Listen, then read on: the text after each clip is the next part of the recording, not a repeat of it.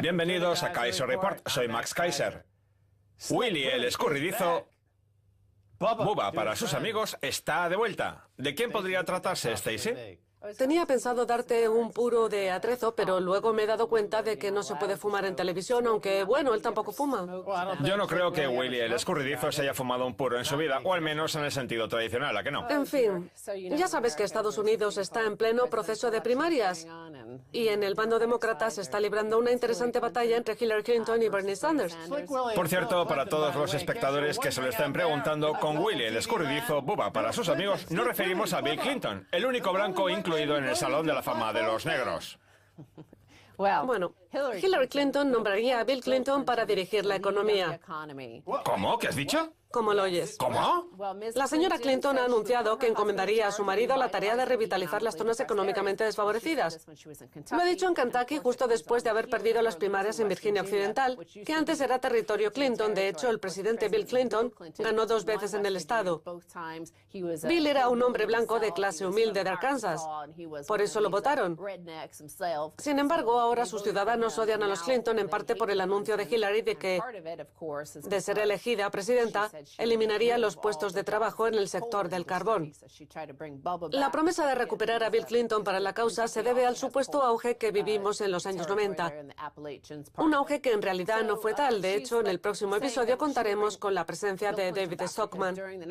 Es director de la Oficina Presupuestaria del Congreso estadounidense, con quien desmontaremos ese mito de que los años 90 fueron una especie de milagro.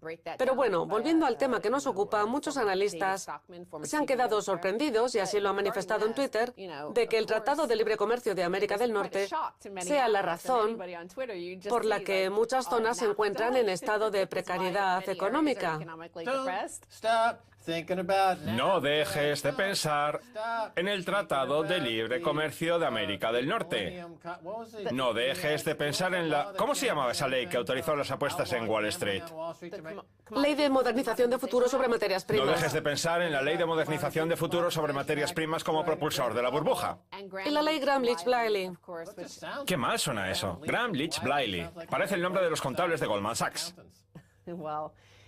Bueno, fueron los 3 senadores que derogaron la ley Glass-Steagall, que separaba los bancos comerciales de los bancos de inversión. Esa ha sido una de las razones que han provocado la aniquilación de la clase media trabajadora de los estados centrales de Estados Unidos.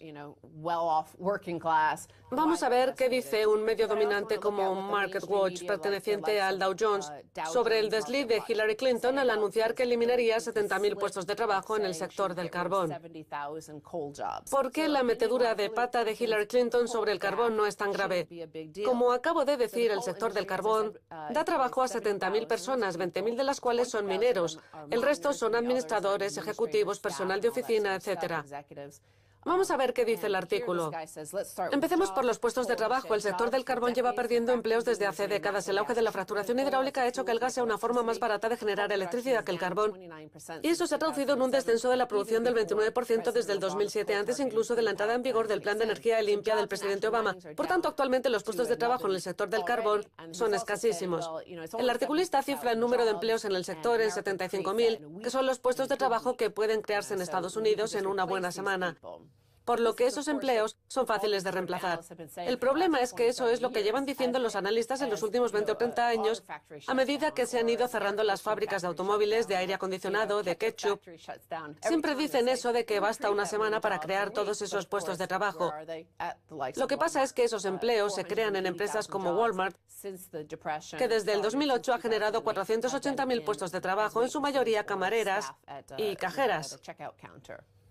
Así es. Ingresos bajos, empleos remunerados con el salario mínimo y ausencia de la organización sindical que precisamente caracteriza al sector del carbón.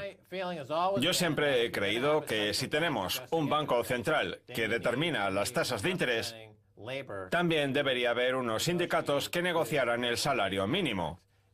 Eso es algo que me gustaría subrayar. Sí, ya lo has dicho otras veces, y eso mismo dice David Stockman, exdirector de la Oficina Presupuestaria del Congreso, con quien hablaremos el próximo día. Ya tengo ganas de que Stockman llegue. dice que eso fue lo que pasó en los 90, cuando firmó el Tratado de Libre Comercio y Greenspan presidía la Reserva Federal. En fin, volviendo a los trabajadores del sector del carbón, el salario medio de los 20.000 mineros es de $82.000 al año. No está nada mal. Sí, y en el sector de la fracturación hidráulica es aún más elevado.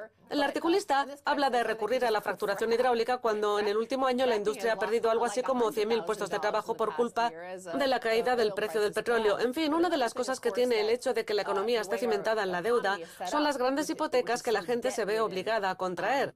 Vamos a ver lo único que ha mantenido en pie a la economía estadounidense después de que los puestos de trabajo hayan sido externalizados al extranjero, la propiedad inmobiliaria. Fíjate en el siguiente gráfico, del que me gustaría destacar la proporción de residencias habituales que figura aquí, casi al final. La riqueza del 59% del 90% menos favorecido está invertida en su vivienda habitual. Pues bien, cuando de repente 70.000 trabajadores de Virginia Occidental pierden su empleo en una fábrica de carbón, hay quien propone que esa gente venda su casa. Ni que el problema se solucionara vendiendo 70.000 viviendas en Virginia Occidental. Hillary ha perdido en Virginia Occidental. Sí, como le ha entrado el pánico, ha recuperado a Bubba para la causa. Lo ha hecho después de haber amenazado los puestos de trabajo de las minas de carbón de las Apalaches. Lo que pasa es que Hillary sigue contando con un ejército de ciudadanos negros que la siguen votando. Más del 85% de los estadounidenses de raza negra encuestados asegura votar a Hillary Clinton. Pues bien, me gustaría recordar lo que pasó tras el paso del huracán Katrina por Nueva Orleans, cuando la población negra se quedó en la miseria por culpa del comportamiento de los contratistas privados que actuaron como chacales. ¿Qué fue lo que propició esos comportamientos? Los cambios legislativos que aprobaron los Clinton. Ténganlo en cuenta, amigos negros. Pero eso es lo que suelen hacer los negros, votar a los demócratas como Obama, Bill Clinton o John Kerry. Vamos a ver otra interesante noticia. La geografía está empeorando aún más la desigual recuperación económica de Estados Unidos. La noticia cuenta algo que nosotros hemos dicho en numerosas ocasiones, que la economía estadounidense está dividida en dos. Una es la economía de los distritos costeros, que son los más ricos y en los que se basan los expertos para hablar constantemente de esta supuesta recuperación, igual que el articulista anterior que decía que no pasaba nada porque se perdieran esos 70.000 puestos de trabajo, que podrían regenerarse rápidamente en Nueva York. La otra economía está formada por las regiones del interior en las que los ciudadanos de a pie pasan tremendas dificultades por culpa de la falta de trabajo. Más de 50 millones de estadounidenses viven en lo que el Grupo para la Innovación Económica denomina comunidades desfavorecidas, o lo que es lo mismo, distritos en los que más del 55% de la población no tienen trabajo. Fíjate, hay 50 millones de estadounidenses viviendo en esas zonas, con una tasa de desempleo de más del 55%. Más de la mitad de esas comunidades desfavorecidas se encuentran en el sur de Estados Unidos.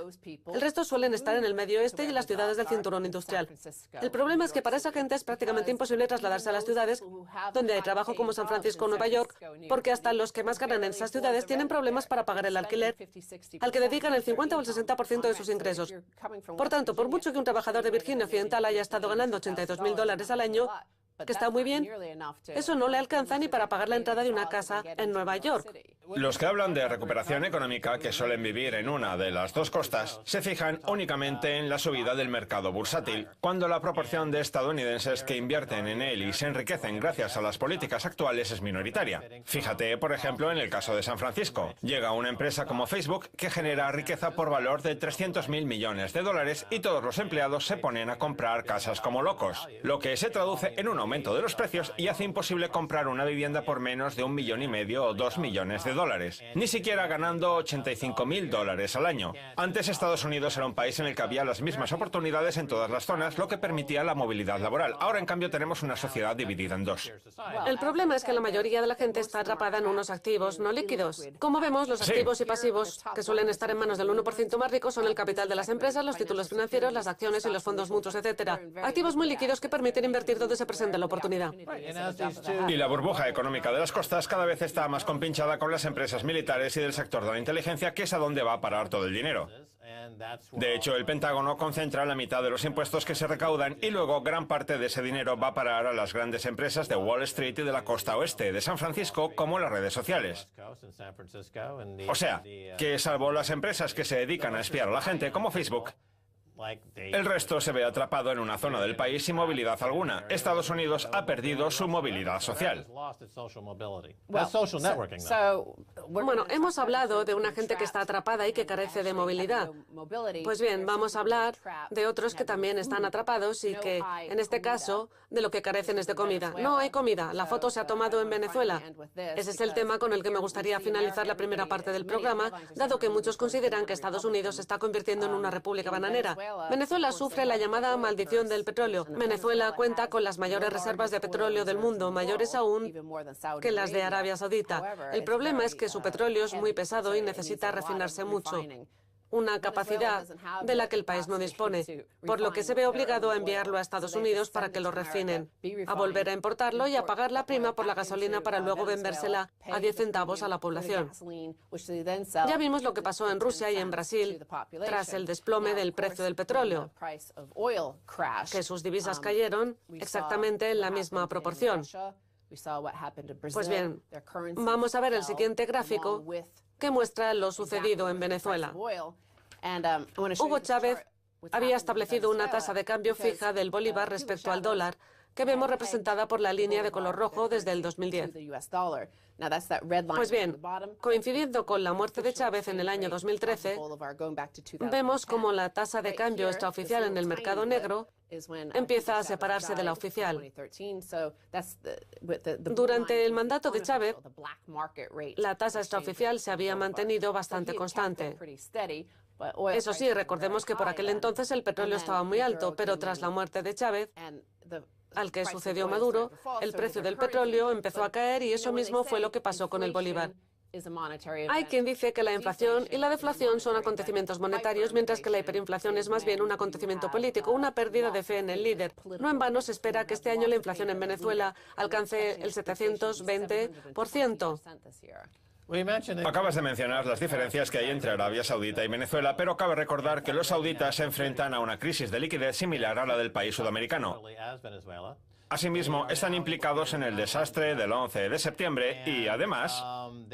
Pero Arabia Saudita tiene varios cientos de miles de millones más. Venezuela no ahorró nada, solo tiene un poco de oro, pero dinero no. Pero fíjate, la empresa saudita Aramco puede llamar a Wall Street y decir vamos a salir a bolsa por 2 o 3 billones de dólares. En cambio, Venezuela no puede hacer eso, porque sabe que a ella Wall Street no la responde al teléfono. Se trata, por tanto, de dos situaciones políticas distintas. Eso es lo que pasa con las élites, pero en lo que respecta a la población de a pie no hay comida. Recordemos que Venezuela importa todos los alimentos que consume y es que a pesar de tener terrenos cultivables nunca se ha molestado en desarrollar su agricultura. También podría sacar a bolsa sus reservas de petróleo, que es lo que está haciendo Arabia Saudita con Wall Street. Así saldarían toda la duda. Lo que pasa es que como Venezuela no participó en los atentados del 11 de septiembre, no tiene recompensa. Ese es el problema. Si hubieran sido los venezolanos los que derribaron las torres, lo rescatarían sin ninguna duda. Esa es la lección que hemos aprendido. Tenemos que irnos. Hasta luego. No se pierdan la segunda parte, tenemos mucho más.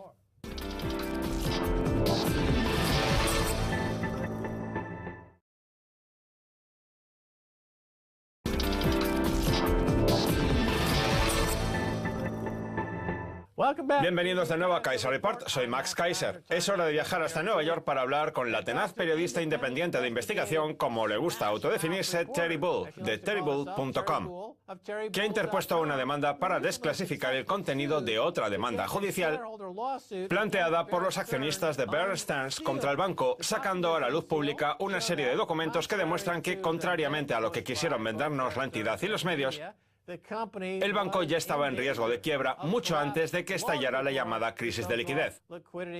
Terry, bienvenida de nuevo a Kaiser Report. Gracias, Max. Es un placer estar con usted y con sus espectadores. Muy bien, háblenos de esa demanda. ¿Por qué la interpuso? ¿Qué esperaba encontrar en los documentos? ¿Y lo ha encontrado? Mire, en una cena de gala que se celebraba en Nueva York, oí que el gran inversor Bruce Sherman iba a organizar una reunión para decidir si demandar o no a los ejecutivos de Bear Stearns, y más concretamente a su director general Jimmy King y a su mano derecha Warren Spector, por fraude contra los accionistas. Así que decidí recurrir a un abogado pro bono, Tom Chase, que me asesoró de forma gratuita para solicitar la desclasificación de los documentos en el mes de febrero. Al principio, ni Bear Stearns ni Bruce Sherman estaban dispuestos a ello, pero seguimos litigando y finalmente, en el mes de marzo, conseguimos que se desclasificaran los documentos. La verdad es que no sabía con qué nos íbamos a encontrar. Me habían dicho que había un montón de correos electrónicos de los directivos cuyo contenido aún no se había hecho público, pero cuando se desclasificaron los documentos fue impresionante. La cosa iba mucho más allá de lo que en un primer momento habíamos pensado y nos dimos cuenta de que lo que se nos había contado hasta ese momento era una versión totalmente manipulada de lo que pasó en Bear Stearns, porque el contenido de los correos pone de manifiesto multitud de comportamientos ilegales, también por parte de los organismos reguladores. Déjeme que le refresque la memoria a la gente. En su momento se dijo que Bear Stearns había quebrado porque en marzo del 2008 Kyle Bass le había dicho a David Harbour en la CNBC que Goldman Sachs no aceptaría las garantías de Bear Stearns como operación. Pues bien, después de lo que acaba de contar usted sobre esos correos electrónicos, deduzco que hay algo más. No es una versión exacta de la realidad en absoluto. Como se cuenta en una noticia que publicamos conjuntamente Roddy Boyd y yo en la Southern Investigative Reporting Foundation, fundación dedicada al periodismo de investigación, en verano del 2007, Bear Stearns ya estaba en quiebra. Fue entonces cuando los fondos de cobertura de la entidad saltaron por los aires y fue una gran sorpresa para todos. Desaparecieron miles de millones de dólares y todos los inversores perdieron dinero. Eso fue en el verano del 2007. Pues bien, los correos electrónicos demuestran que los mandamases de la entidad ya sabían que había un problema de capital, que no disponían de los niveles de capital adecuados y que a lo mejor los inversores no estaban dispuestos a comprar sus activos de operación. Y no solo eso, los dirigentes tenían un plan para mantenerlo en secreto y ocultárselo a la opinión pública, todo con el objetivo de que los grandes bancos y fondos de cobertura no fueran conscientes de la magnitud del problema. Muy bien, vamos a hablar del estado de pánico en la entidad, en Bear Stearns, porque eso es lo que tengo entendido, que había un estado de pánico palpable. ¿Es así? Efectivamente, y para muestra el siguiente correo que le voy a leer, enviado por Timothy Green, uno de los mandamases de Bear Stearns, y dirigido a uno de los responsables del departamento de repos, Paul Friedman, en el que ya prevén echar mano de ese dinero. Si se fija, Green dice que tenemos que tener mucho cuidado de no dar muestras de falta de liquidez, porque eso puede poner de manifiesto un auge de nuestro balance general. O sea, que la gente podría darse cuenta de que tenían que utilizar su propio capital para operar. Pues bien, en su respuesta, Friedman reconoce que ya lo ha hablado con otros ejecutivos y que van a tener que adornar el mensaje en lo que respecta a deshacerse de las posiciones envejecidas y disminuir el riesgo para no espantar a nadie. El correo electrónico, que data de junio del 2007, lo que demuestra es que querían vender inmediatamente los activos tóxicos, sin que se supiera por qué y sin que saliera a la luz que utilizarían su propio dinero para financiarlos. Pues eso es un claro ejemplo de ocultación de información, una violación manifiesta de las leyes sobre títulos financieros, ¿no es así? Sí, y eso es solo el principio. Lo más grave de todo son todos los préstamos de repos que llevaron a cabo, lo cual significa que estaban financiando toda su actividad con otros bancos, es decir, que Bear Stearns operaba con JP Morgan o pedía dinero prestado a Goldman Sachs. Y esos préstamos de repos son fundamentales en tanto en cuanto implican que el dinero utilizado no pertenece a la propia entidad, a su balance general. Si quería hacer una inversión, una fusión o crear una nueva operación, Bear Stearns solía financiarlo en un 90% con dinero prestado. El problema esa vez fue que esos miles de millones no estaban disponibles para ese préstamo repentino. Y si ese dinero no está disponible, entonces el banco tiene que echar mano de su propio capital para financiar la operación, lo que implica no poder decirle a Goldman Sachs que no pueden hacerla. Y si Goldman Sachs ve que Bear Stearns no puede hacer esa operación y tiene que utilizar su propio dinero para ello, entonces se da cuenta de la espiral de deuda en la que se encuentra Bear Stearns y que puede abocar al banco a la quiebra, justo lo que trataban de ocultar. Pero la cosa va aún más allá. El 3 de agosto del 2007, Es decir, después de que los fondos de cobertura hubieran quebrado ya, Sam Molinero, responsable financiero y cara visible de Bear Stearns, les dijo a todos los inversores, incluidos muchos bancos y fondos de cobertura, que su situación era buena, que los niveles de capital y la liquidez eran los adecuados. Pues bien, en los correos internos que envió Molinero ese mismo día, escribía: necesitamos liquidez ya, entre un montón de exclamaciones. Y nosotros hemos destapado todos esos correos. Nos encontramos, pues, ante una flagrante violación de las leyes sobre títulos financieros. En Estados Unidos está prohibido decirles una cosa a los inversores cuando a nivel interno se sabe que la realidad es justo la contraria, especialmente en lo que respecta a la liquidez. No llego a entender cómo la policía no ha ido a casa de este señor a detenerlo por cometer un fraude con los títulos financieros. De acuerdo, vamos a hablar un poco de JP Morgan. El accionista Bruce Sherman ha conseguido hacer llegar todos esos correos al Departamento de Justicia, coincidiendo con el acuerdo de 13.000 millones de dólares al que ha llegado el organismo gubernamental con JP Morgan, Bear Stearns, por los fraudes cometidos. A ver, la pregunta que quiero hacerle es, ¿sabía todo esto el Departamento de Justicia cuando negoció ese acuerdo de 13.000 millones con JP Morgan, Bear Stearns? La respuesta está clara. Desde luego que sí. Y no solo lo sabía el Departamento de Justicia, también la Comisión de Bolsa y Valores de Estados Unidos y el resto de organismos reguladores bancarios. También había interpuesta una demanda colectiva en nombre de los accionistas de Bear Stearns, lo que significa que los jueces también tenían constancia de unos correos electrónicos que para mí dejan patente un fraude puro y duro con los títulos financieros. El Departamento de Justicia no demandó a Bear Stearns hasta el 2013, y si lo hizo fue gracias a la investigación que publiqué yo en The Atlantic sobre los fraudes cometidos por Bear Stearns con los títulos con respaldo hipotecario y algunas de las entrevistas que me hizo usted en este programa en los años 2012 y 2013. Han tardado 9 meses en cerrar este acuerdo con JP Morgan, cuando estos correos demuestran, al menos para mí, que el departamento tenía pruebas de este fraude, por lo que debería haber hecho es detener a Sam Molinero, Tom Mareno y el resto de altos directivos de Bear Stearns. El problema es que seguramente pensarán, la opinión pública no conoce esos nombres. Nos hace falta un titular mejor. Por ejemplo, el Departamento de Justicia recauda 13.000 millones de dólares de un gran banco internacional. Eso a mí me parece un delito por parte del Departamento de Justicia. De acuerdo. Ahondando un poco más en el tema, supongo, por el momento en que se produjo el fraude, que los títulos bajo sospecha fueron títulos con respaldo hipotecario. ¿Es así? Muchos de los activos de Bear Stearns son títulos con respaldo hipotecario. Sin embargo, este caso es mucho más sencillo que todo eso.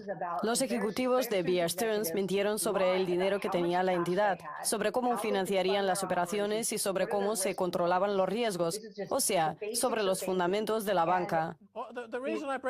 O sea, Terry, que todo ese fraude está vinculado al mercado de las hipotecas basura, a los títulos con respaldo hipotecario y a las continuas operaciones con activos tóxicos llevadas a cabo por los diferentes bancos de Wall Street.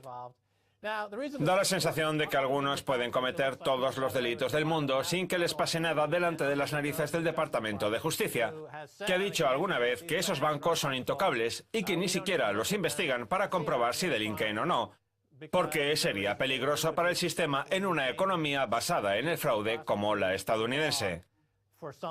Y ahora a eso se le añade otra circunstancia. Actualmente, los títulos con respaldo hipotecario ya no parecen ser un problema.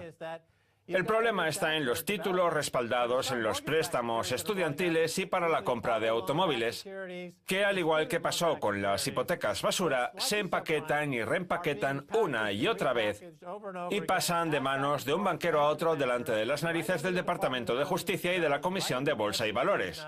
Nadie dice nada a pesar de las continuas violaciones de las leyes sobre títulos financieros, que son un secreto a voces. Los organismos reguladores prefieren esperar hasta que todo salte por los aires. Vamos, que van a intentar sacar hasta el último centavo. Y cuando todo estalle, lo rescatan y listos. Jimmy Kane y su panda de delincuentes ya habrán desaparecido del mapa para entonces. Es decir, que en el 2016 está pasando lo mismo que ya pasó anteriormente. ¿Está usted de acuerdo conmigo? Su argumento es totalmente acertado. El razonamiento de esa gente es el siguiente. No pasa nada por cometer un fraude. Luego pagamos una multa del 10% de lo que hemos robado y listos. Nadie va a meternos en la cárcel. Este ejemplo es aplicable también al caso que nos ocupa. No es solo que hayamos podido acceder a los correos electrónicos internos gracias a la desclasificación de los archivos de la demanda, sino que además hemos accedido a una serie de cartas que le remitió la Comisión de Bolsa y Valores a JP Morgan desde el 2005, en las que les preguntaba una y otra vez si estaban seguros de estar exponiendo correctamente la liquidez y el riesgo de las hipotecas basura. Terry, permítame que le interrumpa. Nos quedan 40 segundos y hay una última pregunta que me gustaría hacerle. Después de que el Departamento de Justicia y la Comisión de Bolsa y Valores se hayan negado a hacer nada respecto a estos correos que ponen de manifiesto una violación de las leyes sobre títulos financieros y que desde luego contribuyen a la causa iniciada por Bruce Sherman, ¿en qué punto estamos del caso? ¿Quién pagará si gana? Nos quedan 30 segundos. Les ha pedido 13 millones de dólares. El caso está pendiente de la decisión de un juez de Nueva York, que decidirá si abrir una causa o no. Y si decide que no, Sherman recurrirá. A Sherman no le hacen falta esos 13 millones de dólares porque ya es multimillonario. Lo único que pretende con la demanda es que se haga justicia. Un multimillonario enojado que intenta restablecer algo de justicia en el sistema. Parece que la historia dará para largo. Terry, muchas gracias por haber estado en Kaiser Report. Adiós, Max. Muy bien, esto es todo por hoy en Kaiser Report. Somos Max Kaiser y Stacey Herbert. Quiero dar las gracias a nuestra invitada Terry Bull de terrybull.com. Si quieren contactar con nosotros, envíenos un tuit a Kaiser Report. Hasta la próxima, adiós.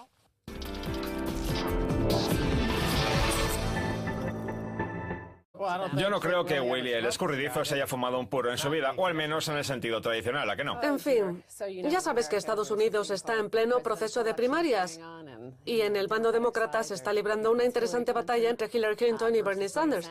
Por cierto, para todos los espectadores que se lo estén preguntando, con Willy el escurridizo, buba para sus amigos, nos referimos a Bill Clinton, el único blanco incluido en el Salón de la Fama de los Negros. Bueno, Hillary Clinton nombraría a Bill Clinton para dirigir la economía. Sorprendidos, y así lo ha manifestado en Twitter, de que el Tratado de Libre Comercio de América del Norte sea la razón por la que muchas zonas se encuentran en estado de precariedad económica. No dejes de pensar en el Tratado de Libre Comercio de América del Norte. No dejes de pensar en la... ¿Cómo se llamaba esa ley que autorizó las apuestas en Wall Street? Ley de modernización de futuro sobre materias primas. No dejes de pensar en la Ley de modernización de futuro sobre materias primas.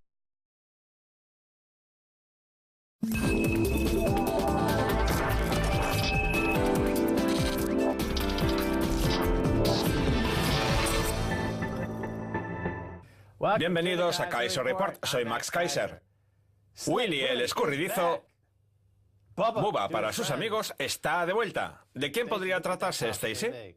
Tenía pensado darte un puro de atrezo, pero luego me he dado cuenta de que no se puede fumar en televisión, aunque, bueno, él tampoco fuma. Eliminaría los puestos de trabajo en el sector del carbón. La promesa de recuperar a Bill Clinton para la causa se debe al supuesto auge que vivimos en los años 90. Un auge que en realidad no fue tal. De hecho, en el próximo episodio contaremos con la presencia de David Stockman. Es director de la Oficina Presupuestaria del Congreso estadounidense, con quien desmontaremos ese mito de que los años 90 fueron una especie de milagro. Pero bueno, volviendo al tema que nos ocupa, muchos analistas se han quedado... ¿Cómo? ¿Qué has dicho? ¿Cómo lo oyes? ¿Cómo? La señora Clinton ha anunciado que encomendaría a su marido la tarea de revitalizar las zonas económicamente desfavorecidas. Lo ha dicho en Kentucky justo después de haber perdido las primarias en Virginia Occidental, que antes era territorio Clinton. De hecho, el presidente Bill Clinton ganó 2 veces en el estado. Bill era un hombre blanco de clase humilde de Arkansas. Por eso lo votaron. Sin embargo, ahora sus ciudadanos odian a los Clinton en parte por el anuncio de Hillary de ser elegida presidenta